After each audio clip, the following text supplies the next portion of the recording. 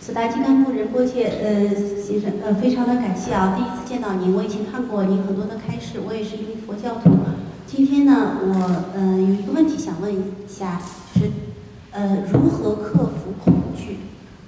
比如说我的母亲，她也是一名佛教徒。其实我们有很多的方法，比如说打坐，或者说是那个持咒。但是呢，我觉得这种恐惧它一直都没有办法真正的转化掉。我在想，因为您刚才讲到因缘，讲到很多的内容，我就在想怎么样能够有一个实质的变化。谢谢。Yeah, and her question basically is how to overcome fear, as she said, because she and her mother, both of them are Buddhists, and her mother has a lot of fear in her mind. But they tried different approaches like meditation and reciting mantras, but she still feel very fearful. So she wants to find out the answer, some practical approach from Kimpo. 这样的这个恐惧呢，按照我们佛教的观点来讲，就是其实有两种，就是有一种呢，就我在前世的时候，就可能对其他的这个众生就杀害，或者说殴打，或者说是让他产生各种就是痛苦和恐惧的心。那么这样的基因，这样的这种因缘呢，就是一直扎在我的这个阿赖耶和心当中。因为这个原因呢，就我继承当中有。那么这种法呢，就可能是一种是忏悔方法，还有一种就《药师经》里面讲，就是念这个药师琉璃护的这个佛号呢，就是会有这个好处，就是说这是前世的一种因缘法方面讲的。我们从时间上剖析的话呢，就所有的这些恐惧和不安全感的话呢，应该用智慧来剖析。最后呢，就我刚才所讲到的那样，就是以自己的这种方式来就是接纳的话，其实很多恐惧呢，就是它是一种负面的这个情绪和分辨率。当他认识他的时候呢，就是他并不是那么恐惧。以前美国总统罗斯福也不是说过吧，就是说这个恐惧呢，就是如果就产生恐惧的话，这就是真正的这个恐惧。如果你认识它呢，就是它并不是就是恐怖的。So there are two categories of fear that we analyze in Buddhism. The first one is the fear that comes from our past lives. What is those causes?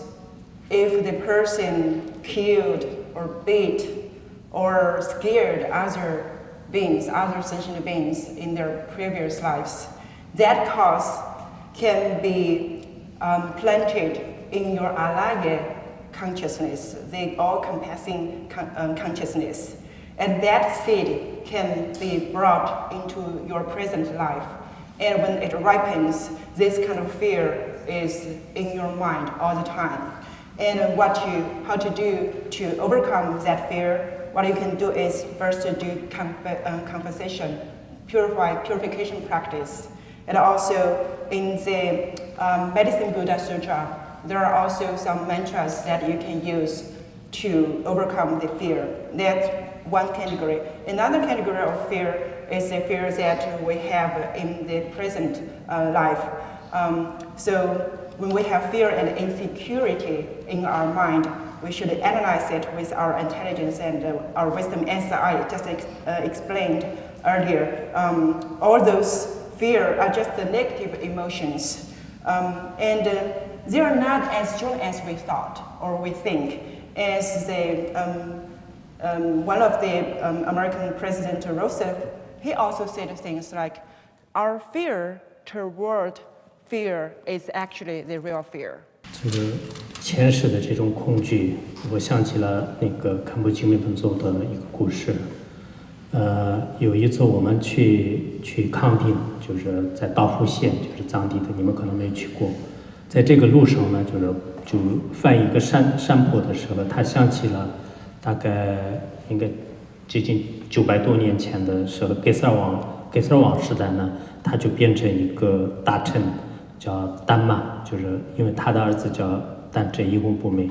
就是那个人呢，就是当时在哪里，就是打仗的过程当中，就树上，就是然后就到了哪里的时候呢，就是有很恐惧，就是有想起了就是这样的这个经历，所以有些时候的话呢，他就当时讲了，就是并且呢就是边讲边哭了很长时间。他说是到了这个地方的话呢，突然就心里特别的害怕，然后就是想起来了这样的事情，往往就是一边讲的就是当时的故事，一边呢就是哭得特别特别的厉害。就是后来我们在这个地方呢，就是修了一个佛塔。And so when we talk about the fear come from our previous lifetimes,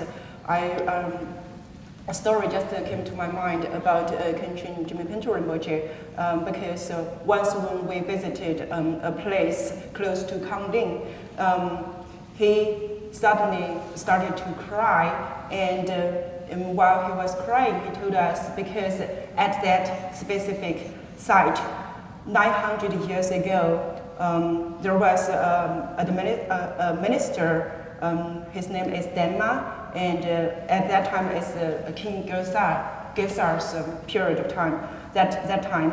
And because he, at that time, was the son of this minister, and he was wounded at that particular site. So the fear just came to him, and that's why he cried. And while he was crying, he also told the story to people who witnessed that. And after that, they erected a stupa at that site. Thank you. Thank you, Master. My question is, I like to learn from Buddhism. I know you have stressed a lot about wisdom and learning from the mind and using consciousness to promote wisdom. What, as a Catholic Christian, as I'm a practicing Catholic Christian, can I learn from Buddhism, from teachings from the heart? 其实佛教里面的这种智慧的书呢，就是特别特别多，就是包括吉田菩萨就是讲的这个《入菩萨行论》里面就是有许许多多观察自己的心的，大概有10品，就是10个章节。然后刚才我们的那个就是戴维明教授，就是他就是说是最近也在研究，就是那个叫密集金刚，就密集金刚就是有很多的注释，就是注释。其实在这个注释当中呢，就是也会讲到了很多的这种心态的这个关系，应该用自己的心来观察自己的心。表面上看到好像心就分这个能观察者和受观察者，但实际上呢，就是我们用自己的这个心观察的时候，就是真正是认识自己的心。当认识自己的心的时候，就恐惧也好，或者说是痛苦也好，烦恼也好，那么这些呢，就是不但就是不会对你损害，就甚至的话呢，在你的这个生活当中，在你的修行当中的话呢，它会给你带来就是很多的鼓励和勇气。So in fact, there are a lot of books on wisdom in Buddhism. One reference that I want to give is Shantideva's The Bodhisattva's Way of Life. And in that book, there are 10 chapters talking about how we can train our mind and look at our mind with wisdom. And also Professor Widmer, he is also doing research on a commentary, and we just talked about that. And in that book, there are also a lot of approaches for us to understand more about wisdom, about our mind, our heart. And so in Buddhism, we use our mind to look at our mind, but it's not just the objective mind and the subjective mind. It's not this duality.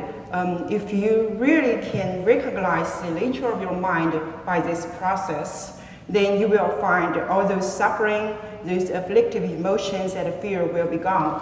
And even you have those negative emotions arises spontaneously, they will not do harm to you. And you will be more courageous and more brave to embrace everything. Thank you, that's very helpful. Thank you. Hi, good evening. I'm a research student, and I want to ask a question that is really relevant to your life of more than young people. So you just mentioned that we are living in an era where the economic and technological development is really rapid. So I think that this rapidness actually creates a sense of anxiety that arises from a really high pace of life. I mean, the capitalist work ethic emphasizes productivity, which forces us to use every minute of life for so-called important things. I mean, for example, I'm a student, so I don't really want to waste my time. If I waste, for example, if I was idle for an hour, like for example, talking to my friends or playing with my phone, then I'll be really anxious. What's your opinion of this work ethic that forces people to use their every minute to extreme? 其实，我看你们这个美国呢，就是外尔那个数据的比中国还好一点，就没有那么严重。在我看，包括我们藏地的很多年轻人，基本上不管是讲座也好，甚至念佛的时候都是很多人玩手机，所以就我看你们这个可能就还稍微好一点，但是呢，你刚才说的很有意义的，因此我们现在科技这么发达，人们所想要的这个信息呢，就是特别多，就是碎片的信息特别多，碎片的信息很多，但是给自己的生活、给自己的精神和来世带来的利益呢，就是不一定是那么的多。就因此这样一来呢，其实作为一个，如果你是一个修行人、佛教徒或者其他几个宗教的这种修行人的话呢，应该对自己的实践就是要有一个很好的这种安排。我最近去了好几个教授的家里和办公室，我最羡慕、最开心的呢，就他们家里就是有特别多的书，就办公室里面有特别多的书。我以前去过也其他地方的有个别的教授的家里和办公室里面几乎没有书，就是他们说是现在电脑上有，但是呢也不一定。因此我自己觉得呢，可能通过看书啊、学习呀，这是在生活当中，不管是任何时代，就是学习是一个很好，就是很过瘾的，就是像喝咖啡一样的很过瘾的一种生活方式。当然我们实践当中有些也是对学习反应感的，但最有意义的就是学习。 So, yeah, your question is very, very good, and also I want to share what I have observed here in America. I think people who are playing with or using their smartphones all the time, that kind of situation here is much better in China, because in China I find a lot of people, young people, they play with their smartphones when they're attending a lecture, when they're even for Buddhists, when they're like chanting Buddha names, they are still playing with their smartphones. So I think here it's much better. So as you mentioned, the development of science and technology is really rapid, and there's so many information that we have to encounter every day. But all those information, you cannot say all of them are useful for you. So you have to choose. And I think if you have some belief, you have some purpose that you want to achieve, or some goal you want to achieve in your life, it is very important for you to manage your time wisely. And another thing that I want to share is just for this trip, this tour, I have visited several professors' office and also their house. I find one thing makes me very happy is they have so many books in their office. I think this is a very, very good sign, because in the past when I visited some professor's office, they don't have books. And they told me, we read books on our computer, and I have some doubt about that. So I think study is the most important thing. You should have the feeling when you study, it's just when you have a cup of coffee, you want to savor the taste. That feeling is the feeling you should have for studying, seeking knowledge. And I think study is the most meaningful, most significant thing in our life. Okay. So my question is, there seems to be like a dual oppositions between like worldly affairs and yogi meditations in Buddhism. There seems to be, like, for example, in Tang Dynasty, there are lots of people who decided to become monks, and then there's a stage in society in which the emperor must force people back into the real life, into work, in order for the society to produce and to survive and to sustain their lives. And for me, as a yogi practitioner right now, I'm also facing a similar issue that I'm either in one side of the opposition, that, for example, I'm either too much into the worldly affairs, or the other side in which I'm too much extracted from them, so I cannot focus on, for example, study and work. And I think that's a really practical issue that's facing, like, people in the world who are trying to practice meditation as well as being religious. And I've also heard, for example, in the Japanese saying, there's a saying in which it's like there's always a divinity in working, but I just don't know how to balance these two elements. 刚才这个问题呢，很多有信仰的大学生都有这个问题，又要修行，又要学习，又要对自己的未来的这个人生呢，要打这个基础，而且时间呢也不够用，经常呢就是有比较迷茫的感觉，人生好像在十字路口当中，不知道怎么选择。其实我的建议呢，在学校期间呢，就是以学习为主，因为在学习呢，这个修行和其他的话呢，就是我们这个人生当中还有很多的这种机会，在学校里面的完成自己的学业呢，其实短短的这个几年的时间当中，因此年轻的时候呢，有时候往往的自己的这种选择呢，就是拿得不准，应该有一种轻重。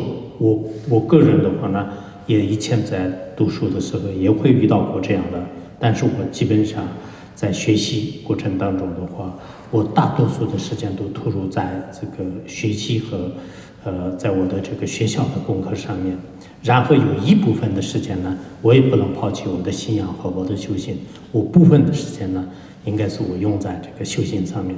那这样的话呢，我将来就是应该面对生活和面对人生呢，就非常有意义的。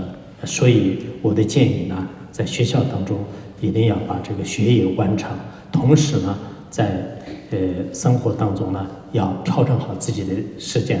其实如果你调整好自己的时间呢，我觉得你们不是那么的忙，就是应该可以这么讲，就自己的每天的这个时间就是能调整的话呢，有一个学者就是说是时间都是从这个泡沫里面的积水，只要能记的话呢，都记得出来。就这是我自己亲身也有体会的。但是你如果时间弄混了，再加上心里就特别着急啊，就是这样的话呢，压力越来越大，最后什么都做不了，就是全部都乱套了。所以我觉得还是要分轻重，而且在学校里面以学习为主。So I think for students who have their belief or follow their religious practice, all face this kind of problem, but between their practice and their study, and also they have to do a lot of things to prepare their future, and they find that their time is not enough, and they have the difficulty to choose between and to decide how to arrange their time. And I think when you are still in school for just these several years, it's better to focus more on your study instead of your practice, because after you graduate, you still have some time for you to do more practice. And when I was young, when I was in school, I also kind of have this problem, and I spend most of my time on study and smaller amount of time on my practice, but I do consistently do a lot of things, consistently do my daily practice, but a small amount. And also because if you really wisely manage your time, you will not feel your time is not enough. As a saying or somewhere it says, time can be made out or like squeeze. You can squeeze the time out, just like you squeeze water from a sponge. So you can do that too. Yes, so if you can manage your time well, then you can still follow a small amount of practice every day, but focus more on your study before you graduate. All right, well, because of the late hour of this talk, in order to accommodate most people, we are going to have to wrap up here. But on behalf of the University of Chicago Community School, we would like to thank Rinpoche so much for coming and giving these wonderful teachings, as well as his fascinating lecture about his teacher. And please come again and again and again and teach us.